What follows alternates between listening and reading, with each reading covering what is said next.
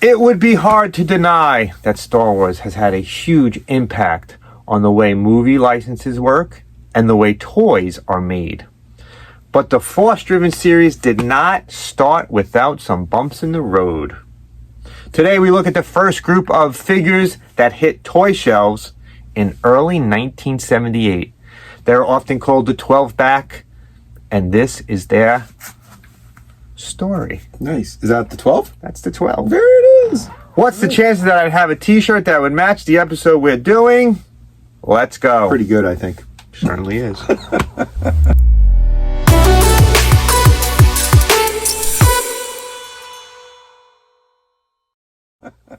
So, what actually is a 12-back?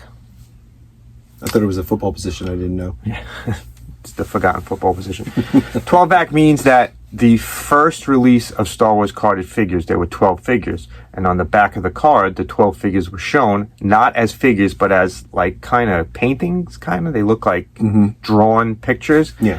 And the card had the 12 figures and also the land speeder, the X-Wing fighter, the TIE fighter, and it had the action stand that you could mail away for with the first 12 figures. I remember that clearly. Mm-hmm. The advertisement for the stand is a little funny to me because it only shows 9 of the figures. It doesn't show all 12. Right. It's missing the sand person, the Jawa, and the Death Squad commander.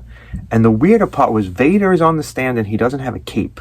Mm-hmm. So I was like, what? You would think the person who was taking that picture would have had it done perfectly. Well, but it wasn't perfect. Well, I think it was, if you look back at how that all happened, everything happened very quickly. Very quickly. Kenner got everything out really fast. And that's why, if you saw our previous video on Star Wars, we looked at the early bird mail away, which contained the first 4 figures. These 4 figures, which was Luke Skywalker, Princess Leia, Chewbacca, R2-D2, did not come on the card. They came in bags with a bunch of other stuff. Right.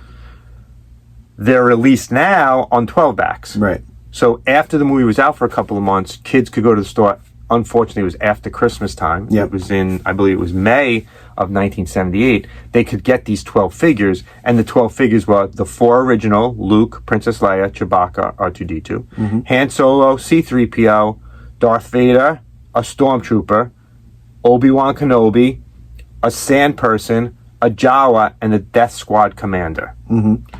So you could go to a toy store in 1978 and buy 12 different Star Wars figures. But there was some variations in 12 figures. So, for example, Han Solo is probably the best known of them. Yep. Han Solo came with a big head. Either a big head or a little and head. And he came with a little head, I think, on my shirt here, which is actually the original 12 on the shirt that I bought. That is a bigger head. And there's a tinier head. I had the little head. I had the little head also. Because I bought these as soon as they came out. I was getting these. I'm lucky. My birthday's in May, so these had just come out right before my birthday, and it would have been my 6th birthday, so I got a bunch of Star Wars figures on my 6th birthday. Yeah. There were also some other variants. Luke Skywalker came with a regular lightsaber or a double telescopic lightsaber, which it went out twice. These are one of the rarest That's hard to find. figures to find, and they're worth a lot of money on card if you can find one.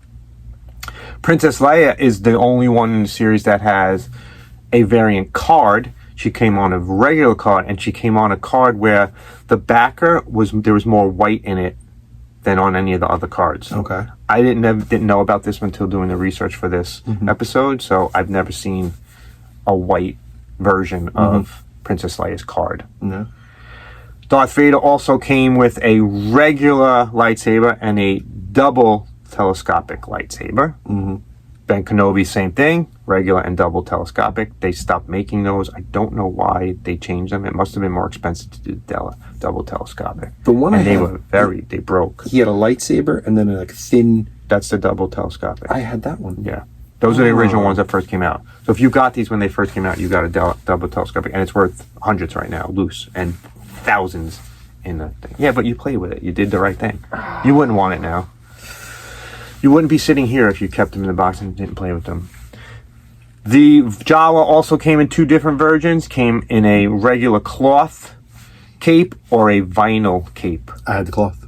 the cloth is not the rarer one. The vinyl kit is the rarer one. I had the cloth, and it was. I mean, I always wondered why they didn't make different sizes. Because if you ever watched the movie, the Jawa was different sizes. Sure, yeah, there were multiple sizes. Sure. So along with the 12 figures, there were some variants to them, and the variants are much harder to find.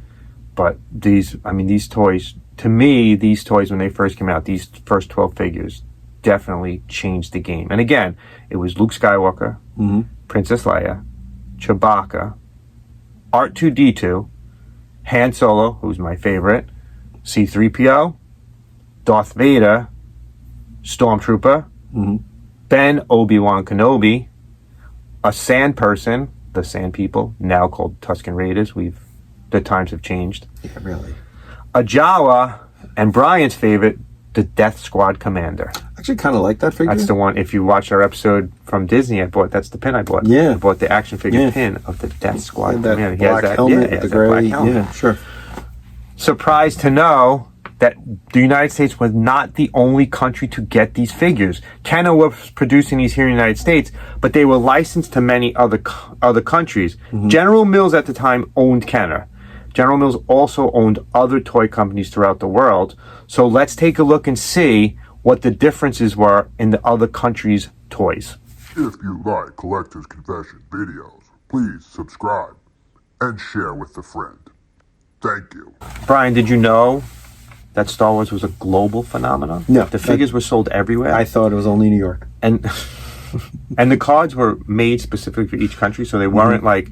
Kenner didn't take their cards and sell them across the world. Different companies own the rights. So do they have different pictures? No, not different pictures, but the cards had some variations on them. Interesting. Down the road, I think they have different pictures. So let's look at all the countries that got their own Star Wars 12 backs. Australia and New Zealand, theirs were distributed by Toll Toys. Toll Toys was created by Alex Tolmar in 1955, and it was a family-owned toy company until 1975 when, you guessed it, General Mills bought them. So when Star Wars came out in 1978, General Mills used Toll Toys to distribute the Star Wars figures in Australia and New Zealand because they had full ownership at that time. Right. They had purchased Kenner in 1967. So I always thought it was very strange that General Mills got into the toy business. I guess they saw a growth future in it. I mean, it's kind of... General Mills is one of those companies that owns a lot of things that you would never expect. Right, but if you think of General Mills, what do you think of? Cereal. Yeah. But they own a lot of cleaning products and things like that, too. I mean, in 1978, when I was buying Star Wars figures, I had no idea. No. And I should have, because it had a thing on the back that said General Mills. Oh, really? Yeah, the little proof of purchase said General Mills on it. Oh, no. And it had the logo, the G on it. I would never know that. Kid, no. So if you were a kid growing up in Australia, you bought these. There was no difference between these and the U.S. versions, except... No, there wasn't. These were the same language. Yeah, Australian and English are the same. Same language. So you bought the same basic figure, except it says Toll Toys on it instead of Kenner. Yeah, that's a joke. I know they speak English in Australia. In France, they don't speak English. No. Meccano Toys was a distributor for them. They distributed most toys in France. So if you had a toy coming from outside of France, you would go through Meccano and they would distribute your toys. The difference with this one is, if you ever noticed in the corner of old Star Wars, they had that white space for the tag. French versions didn't have that white space. Okay. So it was just... That's interesting. It was a proof of purchase in there. So if you were in France, you got yours said Meccano Toys. If you were in Italy, it said Harbert Toys. And the logo doesn't sound Italian at all. Doesn't. And the logo for Harbert was in that white space. Harbert changed the name of a couple of the characters. Really? Yes. So if you bought a C-3PO on an Italian card, he was D-3BO. I don't know why. See, even they were shocked. I don't know why they would change the name. Probably something to do with pronunciation of the letters, maybe. Okay. Yeah. And R2-D2 was C1P8. Oh, no, that makes no sense then if it was pronunciation I didn't think it made sense at all why they would change C-3PO to D-3BO and R2-D2 to C1P8. And that's what the card said. Maybe it was a mistake in translation when they dubbed the film. Okay, I don't know. Could have been. It was very interesting. These are very rare, the Italian Worth cards. looking up that reasoning. They definitely are. Yeah. The Italian cards are very rare. Are they? Yes. Yeah. In Japan, the famous Takara, who we have talked about in many other videos. They're the source of so many things. Micronauts. Yep. Both of those videos talked about Takara. They distributed Star Wars toys in Japan. Yeah. It's funny. They have an interesting story because there's no Takara anymore. No. They merged with Tomei Toys. And weren't they bought by Bandai or something? And they were bought by another company. Yeah, I think they were bought by Bandai, but don't quote me on that. The cards in Japan were the same as the U.S., but some of the sculpts were different. So C-3PO had a bigger face, and his cheeks looked puffier. Really? Yeah. Darth Vader looked different, and the Stormtrooper looked different, which was weird. So it means that they were sculpting their own figures in Japan. Interesting. Well, that's because Takara might have just had the resources to do that. I would think. Out of any of these, Takara is the one that people still know to this day. They made the deal with Kenner for Transformers. They made the deal with Mego for Micronauts. So there was a lot of back and forth. Lots of exchange with Takara and the United States, and Star Wars toys sold very well in Japan also. We could do a whole secondary channel about Japanese American exchanges of toys and ideas, which is great. It's fantastic. So much stuff. Some weirder places that you wouldn't think would have gotten their own toys, but the Netherlands is a huge hotbed for Star Wars stuff. Really? Yeah. Some of the Empire Strikes Back, some of it was filmed there, if I remember correctly. Oh, yeah? In the Netherlands, Clipper Toys was the distributor, and it had no price sticker area, so the whole top of the card was black. Oh, interesting. It didn't have that little box and everything, but the figures were the same. The cards looked very similar. In the United Kingdoms, Palitoy Toys, who also distributed Star Trek toys in the United Kingdom, which was from Mego, they distributed Star Wars toys. The cards are also missing the sticker area. It has the Paleo Toy logo in that area. Figures look the same, cards look the same. And finally, Canada, which has always been very interesting to me, they release cards of almost all of their toys, same thing with baseball cards, as English versions, and then they have English, French versions. Yeah, they have to have French. Yeah. Tri-logo. So in Canada, if you were a kid during this time, you could buy an English card or a tri-logo card. Yeah. Depending on what part of Canada you lived in. Yeah, I know in Canada there are parts of Canada that you have to have both English and French on everything. Right, and there's parts that you don't. So Canada's the distributor. So Canada is distributing Canada. So they're distributing just the United States versions to some areas, and they're making different cards just for the French Canadian. Yeah. Some of these country cards are some of the rarer carded 12 backs, but they all got 12 backs in 1978, which I thought was fantastic. That not only did this kid who lives in New York get his Star Wars figures, but there was a kid in Japan in 1978 who was going to his toy store. There was a kid in the Netherlands going to their toy store and buying Star Wars figures. I think that was.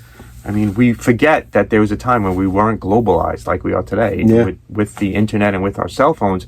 We get information like that from anywhere. Back then, it could take, years for you to figure out things, right. Yeah. And now they're telling us that everyone got it at the same time. I think that's awesome. Star Wars was groundbreaking in so many different ways. It's like hands across the globe. It really is. And what's the chances that I'd find the perfect T-shirt with all 12 figures on it? With the amount of T-shirts you own, I assume that it's a part of my collection I rarely discuss. You really don't talk about the T-shirt. Very huge T-shirt collection. Yeah, I think it would be challenging for us to find a subject you don't have a T-shirt for. There are something. I don't have a lot of horror T-shirts. But you have some. But I do have some. Yeah. Yeah. You talk about superheroes. I think I could wear a superhero T-shirt every day of the year and it wouldn't be the same. Yeah, probably. That's how bad it is. My wife goes crazy that I have so many T-shirts.